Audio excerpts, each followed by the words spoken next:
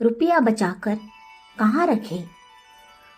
रुपए का यह नियम है कि पास रहने से व्यय करने को तबीयत चाहती है, वासनाएं भड़कती है, तबीयत मचलती है। अतः उसे उतना ही पास रखिए जिसकी नितांत आवश्यकता हो। गरीबी से रहिए।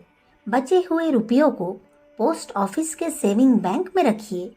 उत्तम तो यह है कि मासिक वेतन का सभी रुपया प्रारंभ में बैंक में डाल दिया जाए और प्रति सप्ताह हफ्ते के खर्च के लिए एक निश्चित रकम निकाल ली जाया करे।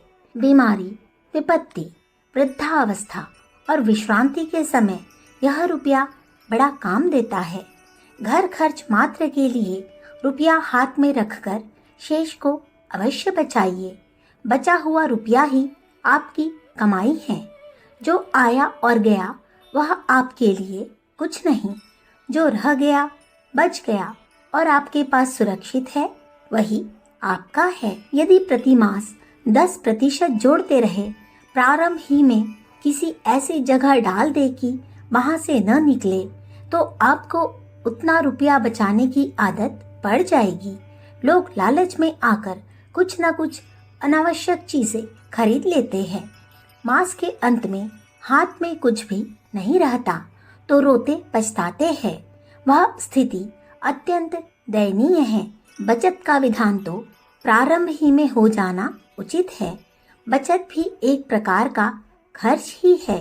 यदि आप मासिक खर्च के खाते में ही उसे डाल ले तो रुपया अवश्य बचेगा। जो आदमी कुछ नहीं बचाता, सब खर्च कर देता है, वह बड़ा पाप करता है। वह अनिश्चित भविष्य के लिए कुछ भी नहीं कर रहा है। यदि आमदनी कम है तो कोई हर्ज नहीं। अपनी आमदनी कम है तो अपनी आवश्यकताओं को कम कर दीजिए, पर कुछ न कुछ बचाना अवश्य चाहिए। पोस्ट ऑफिस सेविंग बैंक प्रत्येक व्यक्ति को अपनी स्थिति के विचार से बचे हुए रुपये को रखने का प्रबंध करना चाहिए। किसी महाजन, संस्था या व्यापारी के पास रुपया रखना खतरनाक हो सकता है। वे समय पर आपको कुछ भी न दे सकेंगे। अतः बैंक सबसे उत्तम है। छोटी बचत को डाक खाने, सेविंग बैंक में रखना उचित है। सरकार इस रुपए की जिम्मेदारी लेती है। जमा करने और निकालने की सुविधा रहती है। मरने पर मनुष्य के कुटुंब वालों को तुरंत रुपया प्राप्त हो सकता है।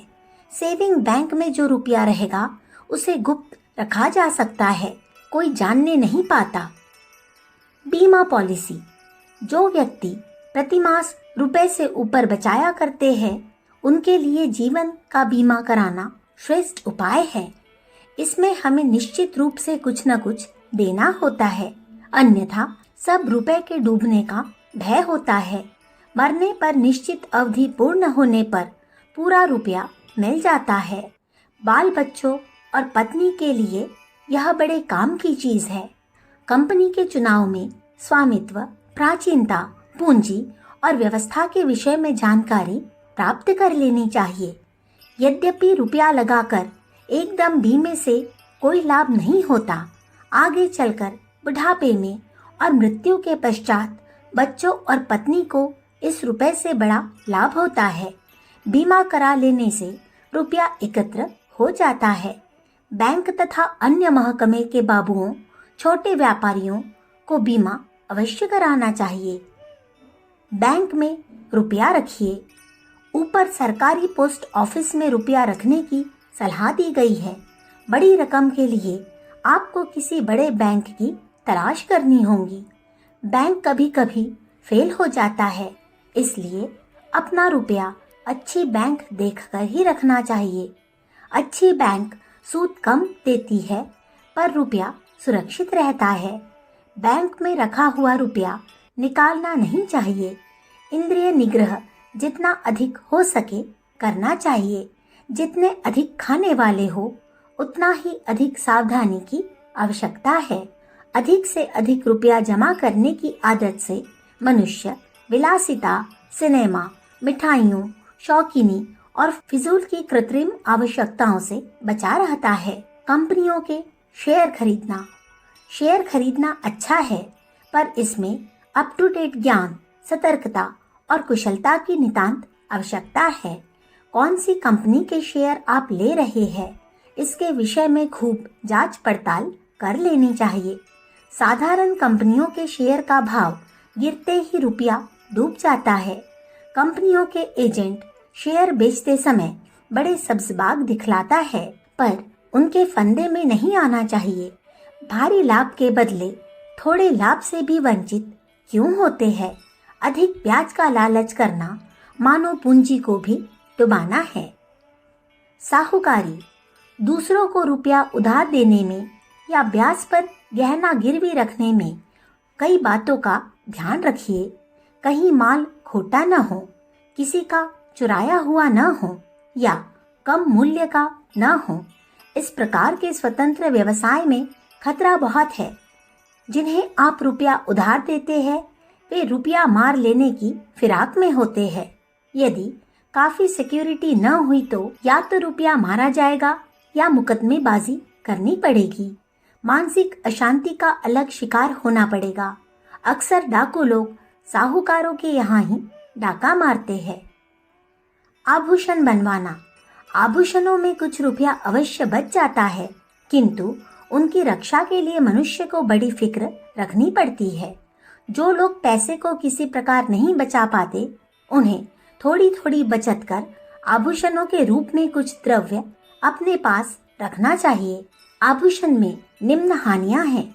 सुनार खोटा कर देता है और सोना बिगाड़ देता है। व्यवहार में लाने में बोझ कम होता जाता है। बाजार में बेचने में पैसा कम मिलता है। जो पैसा आभूषणों में लगता है वह कम होता जाता है। इसके विपरीत व्यापार में या बैंक में कुछ सूद मिलता है। हिंदू स्त्रियों को आभूषणों के कारण पराये व्यक्तियों द्वारा बेइज्जत होना पड़ता है। बच्चे चुरा लिए जाते हैं। चोर डाकुओं और गुंडों का भय बना रहता है। गहने प्रायः स्त्रियों की असावधानी से हो जाते हैं। अन्य साधन शेयर, जमीन मोल में लेना, मकान खरीदना, सरकारी कागज, बैंक का फिक्स डिपॉजिट, चीजों को गिरवी रखना इत्यादि रुपए को अटकाए रखने के अनेक उपाय हैं। जिनके पास आवश्यकता से बहुत अधिक धन है, उन्हें समझदारी से इनमें व्यय करना चाहिए। इनमें लगा हुआ रुपया अटका रहता है, यकायक आवश्यकता पड़ने पर नहीं मिल पाता। चतुर व्यक्ति को डाक खाने सेविंग बैंक में रुपए सदा तैयार रखने चाहिए। बीमारी, मृत्यु, यात्रा, विवाह, भोज इत्यादि के समय डाक खाने की संचित सामग्री ही काम आती है। वृद्धावस्था में बीमा पॉलिसी की रकम एक बड़ा सहारा होती है। सर्वसाधारण को इन दो उपायों से लाभ उठाना चाहिए। अखंड ज्योति, जनवरी सन 1950, पृष्ठ संख्या 42, 43, 44। हमारे YouTube चैनल विचार क्रांति दूत अखंड ज्योति पत्रिका को सब्सक्राइब करें एवं अगली वीडियोस प्राप्त करने के लिए बेल आइकन दबाएं। धन्यवाद।